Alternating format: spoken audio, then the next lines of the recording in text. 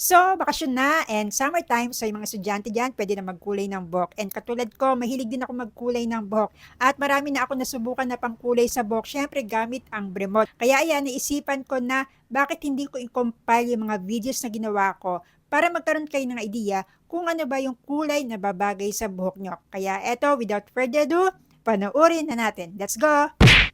Paano ko nga ba na-achieve ang kulay ng buhok ko from this to this? Umorder ako ng dalawang Bremont hair color dito sa TikTok shop at kulay red ang pinili ko or 0.45 to be exact. Nagsuot muna ako ng gloves at nilagay ko na ang pangkulay dito sa plastic container. Pagkatapos sinalo ko naman ng 9% hydrogen peroxide. At ayan, mekos-mekos sa mga insan.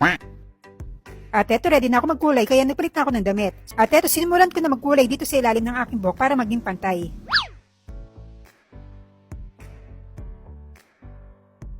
At ito ang kinalabasan ng aking buhok pagkatapos kong balawan at i-blower o diba achieve na achieve ang pagkakulay red niya kahit nagabi na tayo nang matapos. So nag-decide ako magkulay ng Bremont na lightest blonde at hahaluan ko ng 9% oxidizer. At dahil maiksi ng aking buhok, so tansyahin lang natin, ang gagamitin ko lang ay kalahating pangkulay at hahaluan ko din ng kalahating oxidizer para hindi naman masayang yung matitira. Pagkatapos imekos-mekos lang natin mga insan at yan ang kulay ng lightest blonde at ito naka-prepare na siya so magkulay na tayo ng ating buhok. So ang ginawa ko muna ay nag-ipit muna ako para mas madali ko makulayan itong ilalim ng aking buhok para mas maging patay yung pagkukulay ko sa aking buhok. Ito na po yung resulta ng aking pagdi-DIY at mga 2 days po bago ko po banlawan ang aking buhok. Ang gagamitin kong pangkulay ay 0.00 dash ng Bremont. At haluan ko ng 9% hydrogen peroxide. Kulay ng Bremont ay 0.00 dash. Ito ang pinaka-lightest color ng Bremont. Tapos halagyan ko ng 9% peroxide. Sa pagmimix nga pala ng pangkulay, kung ilan ang pangkulay na ilalagay nyo, ganun din ang dami ng ilalagay nyong peroxide. Pagkatapos mekos-mekos na mga insan. Sa ako magmekos-mekos ng pangkulay kaya ready na akong magkulay ng aking buhok. At eto, nag-iipit muna po ako para makapagsimula ako sa ilalim. At ito po ang finished product. Ito po yung kinalabasan ng pagkukulay ko ng dust color sa aking buhok. At ito po ay without bleach. Ngayon ako yung magkukulay ng buhok at ang gagamitin ko ay orange. Ito yung ginamit ko nung nakaraan, yung natira. So ayan siya. Ang number ng kulay orange ay 0.44 at haluan ko ng 9% oxidizer. So ito siya yung kulay orange. Tapos haluan natin ng oxidizer. 9% oxidizer. Mekos-mekos na natin mga insan. So ito na siya, nahalo ko na. So let's start magkulay na tayo ng ating buhok.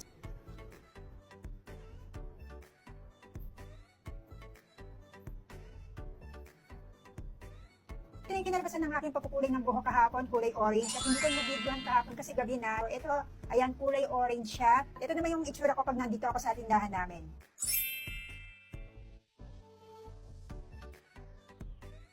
Yung kulay ng buhok ko pag nasa labas ako, ayan. So, matingkad ang kulay niya. Hindi lang masyadong maaraw, pero pag naarawan ito, mas makikita niyo yung katingkaran ng pagiging kulay orange ng aking buhok. So, ayan siya. Ayan. Hindi pa bongga. So ngayon ang gagawin ko ay mag-unpack ako at magkukulay ako ng buhok. Ang kulay ay light golden blonde. Dalawang light golden blonde. Ayan. Dalawa din yung oxidizer. At ang chinekout ko ay 9% oxidizer. Kasama din itong Superflex. Ayan. Present kong gagamit ito pang ano daw to, para hindi masyado mag-dry ang ating buhok. Ano ko nilagay ang pangkulay na light golden blonde?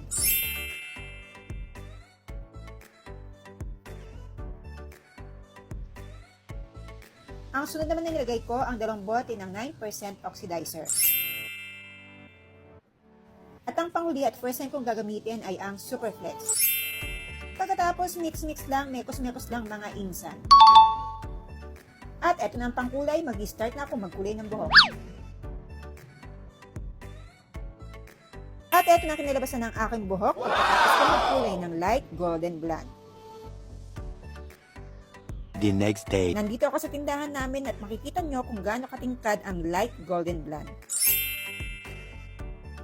Gagawin ko naman ay magkukulay naman ako ng buhok ngayon at ang kulay po na gagamitin ko ay ang kulay na light stuffy green blonde. Dalawa po yung in-order ko kasi medyo mahaba na yung buhok ko. So dalawang light stuffy green blonde, ayun po siya. 8.2 light stuffy green blonde. Check out din po ako ng dalawang 9% oxidizer. 100 grams po ito. Start po tayo magmekos-mekos ng pangkulay.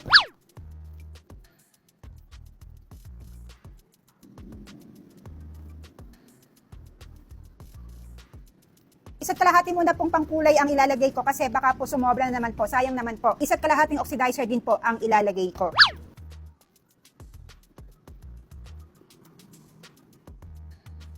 At eto po, imekos-mekos na po natin mga insan. Naka-ready na po yung pangkulay. Ayan na po siya, light stuffy green blend po. At eto na po ang finished product ng aking pagkukulay ng light stuffy green blend. So ngayon ay magkukulay ulit ako ng buhok and this time naman ay itatry ko itong very red blend. Ayan siya. At nilagay ko na ang pangkulay sa mixing bowl. Pagkatapos nilagay ko ng 9% oxidizer. Mix natin. Ito na po ang very red blend. So mag-start na po tayong magkulay.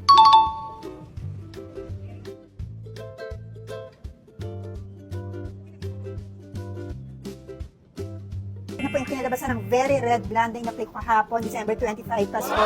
Ayan po siya. Hindi siya red at hindi rin naman siya sobrang pink. Kumbaga, nasa gitna siya. Ayan, sana nagkaroon kayo ng idea kung ano ba yung mga kulay ng buhok na babagay sa inyo. Kaya ano pa iniintay nyo, mag-check out na kayo ng Bremod at i-click ang Yellow Basket.